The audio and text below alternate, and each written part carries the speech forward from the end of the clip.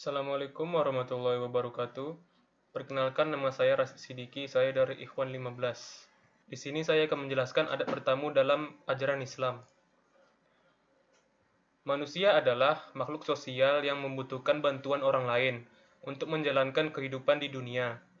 Untuk itu, diperlukan hubungan yang baik antar sesama manusia dengan jalan silaturahmi. Silaturahmi adalah salah satu bentuk hubungan antara manusia atau disebut juga dengan istilah hablum minan nas.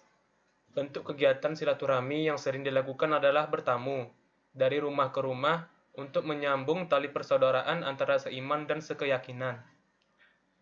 Sebagai umat yang beragama, sudah sepatutnya menjaga kesopanan atau etika dalam bertamu, agar pada saat bertamu tidak memalukan diri sendiri dan menimbulkan rasa yang kurang nyaman bagi orang yang menerima tamu. Ada sabda Rasulullah untuk memenuhi undangan jika diundang. Mandu iya fal yujib. Barang siapa yang diundang, maka datangilah. Wa man tarokat da wata faqada adallahu wa rasuluh.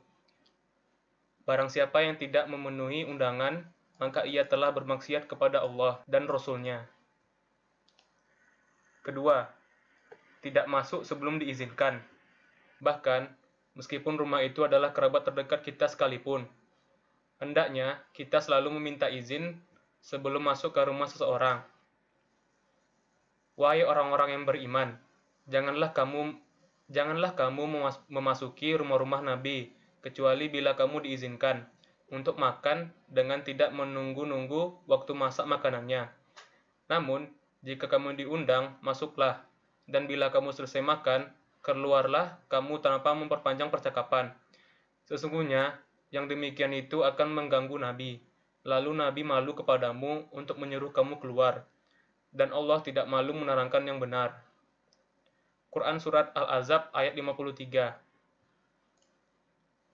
Adapun etika bertamu menurut Islam. Yang pertama adalah pakaian-pakaian yang sopan dan rapi saat bertamu. Pada saat bertamu, hendaknya mengetuk pintu atau menekan bel rumah sebanyak 3 kali. Tamu hendaknya meminta izin dan mengucapkan salam sebelum memasuki rumah. Saat bertamu, dilarang mengintip ke dalam rumah saat menunggu izin dari pemilik rumah. Seorang tamu hendaknya memperkenalkan dirinya kepada pemilik rumah. Sebagai seorang tamu, hendaknya duduk dengan sopan. Seorang tamu hendaknya menerima jamuan yang disediakan tuan rumah dengan baik. Jangan berlama-lama dalam bertamu. Yang terakhir ialah tamu hendaknya memperhatikan waktu yang baik untuk bertamu. Sekian, terima kasih. Itu saja yang dapat saya sampaikan. Lebih dan kurang mohon dimaafkan. Wabillahi taufik wal hidayah. Wassalamualaikum warahmatullahi wabarakatuh. Assalamualaikum warahmatullahi wabarakatuh. Bersyukur kita atas kepada Allah Subhanahu wa taala karena berkah rahmat dan karunia-Nya lah kita telah diberikan kesempatan, kesehatan serta kekuatan untuk diberikan kemampuan untuk menjalankan aktivitas kita selama sehari-hari. Salawat bertingkat salam dan lupa pula kita kirimkan kepada baginda kita Nabi Muhammad sallallahu alaihi wasallam dengan mengucapkan Allahumma sholli ala sayyidina Muhammad wa ala ali sayyidina Muhammad. Baik, Sini saya akan menyampaikan materi tentang adab, khususnya tentang adab kepada anak yatim. Secara umum, semua orang mungkin sudah mengetahui apa itu anak yatim.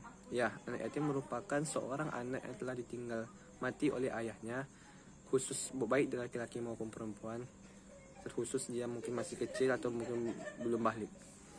Nah, kenapa sih anak yatim itu harus dihargai, disayangi, ya semacamnya? Karena anak yatim itu merupakan seorang anak yang telah mungkin dari kecil dia tidak pernah mendapatkan didikan dari ayahnya atau mendapatkan kasih sayang dari ayahnya, ya udah pasti karena dia dari tinggal dari kecil. Nah, jadi kita sebagai orang dewasa yang mungkin telah melihat anak kecil yang dari ditinggal mati oleh ayahnya, kita memang harus menyayangi anak yatim. Karena kalau tidak dari kita, terus siapa lagi yang mungkin yang bisa menghargai mereka? Mungkin bagi beberapa kita mungkin melihatnya hal itu sebagai hal yang sepele, tapi tidak. Hal itu sangat mempengaruhi masa depan mereka. Jadi emang posisi dalam Islam itu emang kita harus menghargai anak yatim, menyayanginya, menyantuninya. Kalau perlu mungkin di sebuah lembaga atau di sebuah perserikatan Islam atau mungkin di masjid itu diadakan sebuah santunan untuk anak yatim, sebuah sumbangan atau apapun lah itu jenisnya. Nah, sesuai dengan firman Allah di dalam surah Al-Maun ayat 1 sampai 3 yang berbunyi, A'udzubillahi minasyaitonirrajim, bismillahirrahmanirrahim. Ara'aita allazi yukadzibu biddin fadzalikal ladzi yad'u al-yatim wa la yahuddu 'ala ta'amil miskin. Yang artinya, tahukah kalian orang-orang yang mendustakan agama, yaitu orang-orang yang menghardik anak yatim serta tidak memberi makan orang miskin. Nah, jadi mulai sekarang bagi kita yang telah mungkin dah tiap hari yang telah biasa menyantuni anak yatim, memberi mereka makan, memberi mereka sumbangan, pertahankanlah ya terus itu. Bagi yang mungkin masih kurang atau mungkin belum pernah sama sekali, ya mulai sekarang kita harus bisa untuk semakin lebih baik, bisa memberi orang itu sebuah, ya setidaknya kecil-kecilan. Apalagi kita bagi seorang mahasiswa mungkin memberi beberapa yang kita sanggup aja udah syukur, alhamdulillah itu. Kalau bisa kita membagi mereka beberapa arahan gitu kan, memberi mereka beberapa motivasi, yang intinya kita melakukan sesuai dengan apa yang kita mampu. Mungkin sekian itu saja dari saya. Mohon maaf apabila kata-kata mungkin yang kurang bisa dipahami atau dimengerti, saya mohon maaf. Akhirul kalam, wabillahi taufiq wal hidayah. Wassalamualaikum warahmatullahi wabarakatuh. Sehingga kita bisa hadir di acara ini. Selawat beriringkan salam. Tidak lupa kita panjatkan junjungan alam, yakni Nabi besar Muhammad sallallahu alaihi wasallam bilafaz Allahumma sholli ala Muhammad wa ala ali Muhammad. Perkenalkan, nama saya Raihan Ramadan. Saya dari prodi satu teknik komputer. Di sini saya akan menjelaskan adab dalam memasuki masjid. Dalam memasuki masjid kita harus mengetahui doa masuk masjid, yaitu auzubillahi minasyaitonirrajim Allahumma tahlil abwaaba rahmatik. Sedangkan doa keluar masjid yaitu Allahumma inni as'aluka min fadlik. Di dalam masuk masjid kita harus menggunakan kaki kanan, dan keluar masjid kita harus menggunakan kaki kiri. Diriwayatkan oleh Anas bin Malik, yang artinya termasuk sunnah ketika masuk masjid adalah mendahulukan kaki kanan, dan jika keluar dengan mendahulukan kaki kiri. Hanya itulah yang dapat saya sampaikan. Semoga bermanfaat. Lebih dan kurang saya mohon maaf. Assalamualaikum warahmatullahi wabarakatuh. Assalamualaikum warahmatullahi wabarakatuh. Perkenalkan, nama saya Rangga Prastio. Saya dari Ikhwan 15. Di sini saya akan menjelaskan tentang adab makan dan minum dengan cara yang baik dengan ketentuan Islam. Yang pertama itu membaca bismillah atau basmalah. Yang kedua itu makan dan minum harus dengan posisi yang benar. Yang benar itu contohnya seperti duduk. Yang kedua itu tidak berbicara saat sedang makan. Yang ketiga menggunakan tangan kanan saat sedang makan, dan dilarang menggunakan tangan kiri karena tangan kiri itu sifatnya setan. Yang keempat itu tenang dan tidak tergesa-gesa saat makan, dan kita makan itu tidak boleh berceceran atau bertumpah atau tumpah. Yang kelima, tidak boleh makan sambil berbicara, tidak boleh ngomong. Yang ketujuh itu makan secukupnya dan tidak berlebihan. Yang kedelapan, diusahakan makan tidak boleh sisa dan itu menyebabkan mubazir. Yang kesembilan, yang terakhir membaca doa sesudah makan. Assalamualaikum warahmatullahi wabarakatuh. Nama saya Rian Saputra, ingin membacakan adab bersiwak. Nabi bersabda, "Aku diperintahkan untuk bersiwak hingga aku khawatir kalau itu diwajibkan kepadaku." Bersiwak dengan tangan kiri. Hendaknya seseorang bersiwak dengan tangan kiri sebagaimana yang disebutkan oleh sebagian ulama. Kedua, memulai bersiwak dari sebelah kanan. Sebagaimana yang tercantum dalam hadis, mendahulukan yang sebelah kanan dalam seluruh keadaan yang beliau sanggupi, baik ketika bersuci, bersisir, memakai sandal, dan ketika bersiwak. Ketiga, bersiwak dengan gerakan vertikal dan horizontal. Tujuan bersiwak agar gerakan vertikal dan horizontal agar seluruh gigi dapat dibersihkan dengan bersiwak. Keempat, memberikan batang siwak kepada yang lebih tua. Jika telah menggunakan siwaknya, beliau memberikan siwaknya tersebut kepada yang lebih tua. Dan jika sudah selesai minum, beliau memberikan sisanya kepada orang yang di sebelah kanan beliau.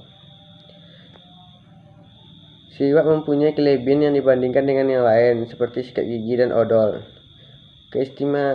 Keistimewaan siwak antara lain, siwak disukai Allah di samping dapat memberikan mulut bersih. Siwak bentuknya lebih kecil dan lebih mudah dibandingkan dengan yang lain. Siwak bisa digunakan di setiap tempat, baik di masjid, kerja, tempat lainnya. Sementara itu, sikat gigi dan odol tidak mungkin digunakan di masjid sebelum takbiratul ihram. Hanya itu yang bisa saya sampaikan. Assalamualaikum warahmatullahi wabarakatuh. Assalamualaikum warahmatullahi wabarakatuh. Saya Muhammad Syadiba dari Ikhwan 15 akan menjelaskan apa saja adab dalam makan dan minum. Yang pertama yaitu mengkonsumsi hidangan yang halal. Adab makan dan minum dalam Islam yang paling utama dan yang paling penting tentunya dalam hal memilih makanan dan minuman tersebut. Selalu usahakan dan pastikan jika makanan dan minuman yang akan dikonsumsi merupakan hidangan yang halal.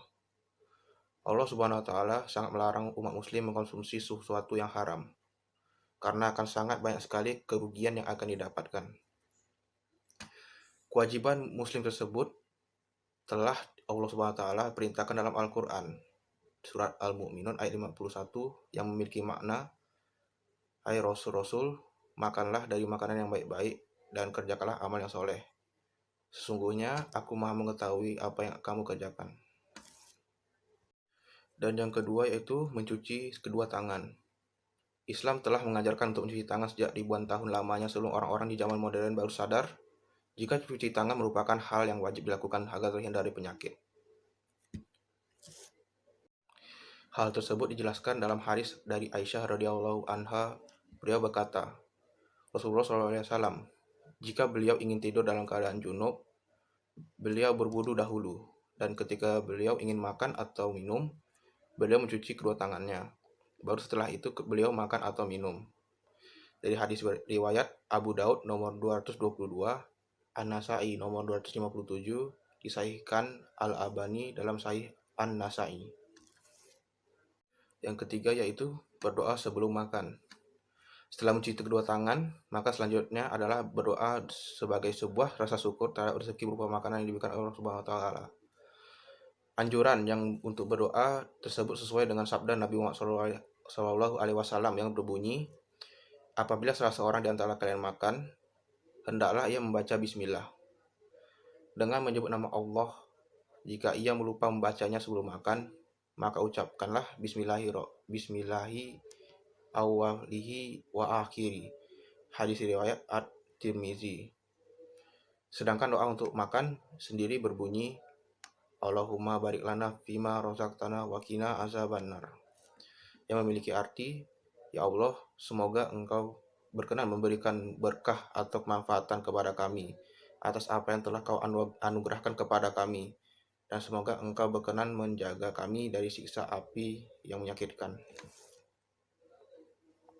Yang keempat yaitu menggunakan tangan kanan. Setelah berdoa, selanjutnya Nabi Muhammad SAW sangat menganjurkan agar makanan dengan menggunakan tangan kanan. Memang Islam sangat mengutamakan segala hal dari kanan dan sangat melarang menggunakan tangan kiri. Nabi SAW bersabda, "Jika seseorang dari kalian makan, maka makanlah dengan tangan kanannya. Dan jika minum, maka minumlah dengan tangan kanannya. Karena setan makan dan minum dengan tangan kirinya." Hadis riwayat Muslim. Berikut yang kelima yaitu tidak mubazir. Agama Islam sangat melarang umatnya untuk melakukan sebuah kegiatan yang sia-sia atau mubazir.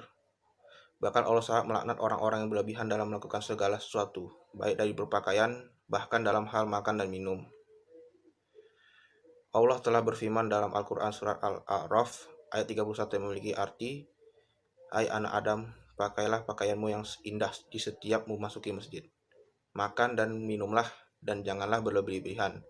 Sesungguhnya Allah tidak menyukai orang yang berlebihan." Yang keenam yaitu tidak mencela makanan. Rasulullah SAW tidak pernah mencela makanan sama sekali. Apabila beliau menyukainya, maka beliau memakannya. Dan apabila tidak tersuka terhadapnya, maka beliau meninggalkannya. Hadis riwayat Muslim. Yang terakhir yaitu diakhiri dengan doa. Setelah tadi diawali dengan doa, maka ditutup juga dengan doa. Tentu sebagai ucapan syukur terhadap makanan yang telah disantap. Doa setelah makan tersebut berbunyi, "Alhamdulillahillazi atau amana wasakona waja'alana minal muslimin."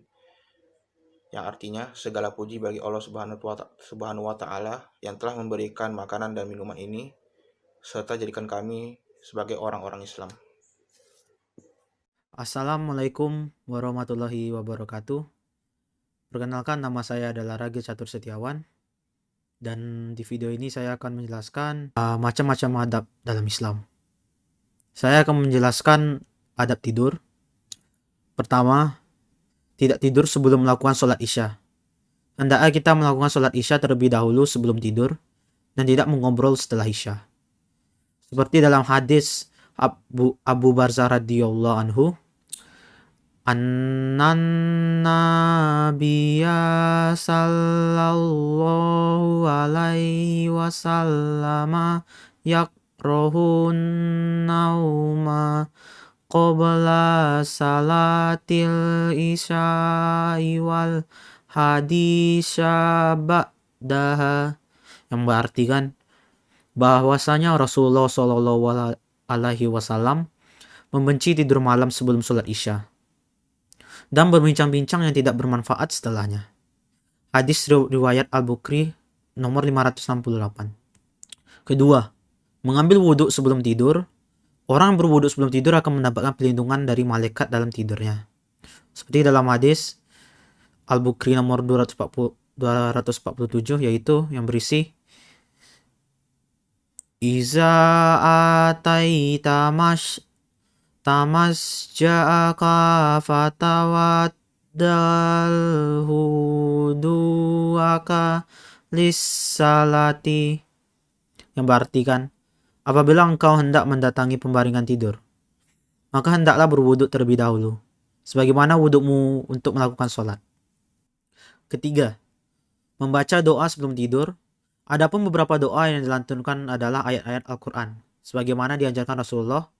Dari Aisyah, beliau radhiyallahu anha berkata, "Kana ikza awaila firasyihi kullalai latin jama'a kaffaihi summa nafasha fihi ma faqara fihi ma qul huwallahu ahad wa qul a'udzu birabbil falaq wa qul a'udzu birabbin nas summa yamsahu bima mastato min jasadihi yabda ihima ala rasihi wa wajhihi wa ma aqbala min jasadihi yaf'alu zalika syalasha marrotin, yang berartikan Nabi Shallallahu Alaihi Wasallam ketika berada di tempat tidur setiap malam, beliau mengumpulkan kedua telapak tangannya. Lalu kedua telapak tangan tersebut ditiup dan dibacakan Qul Huwallahu Ahad yang berasal dari surat Al-Ikhlas, Qul a'udzu birabbil falaq surat Al-Falaq, Qul a'udzu birabbin nas yaitu surat An-Nas. Kemudian beliau mengusapkan kedua telapak tangan tadi pada anggota tubuh yang mampu dijangkau, dimulai dari kepala, wajah, dan tubuh bagian depan. Beliau melakukan demikian sebanyak 3 kali. Hadis riwayat Bukhari nomor 5017. Itulah beberapa macam adab dalam Islam yang saya bisa jelaskan. Terima kasih.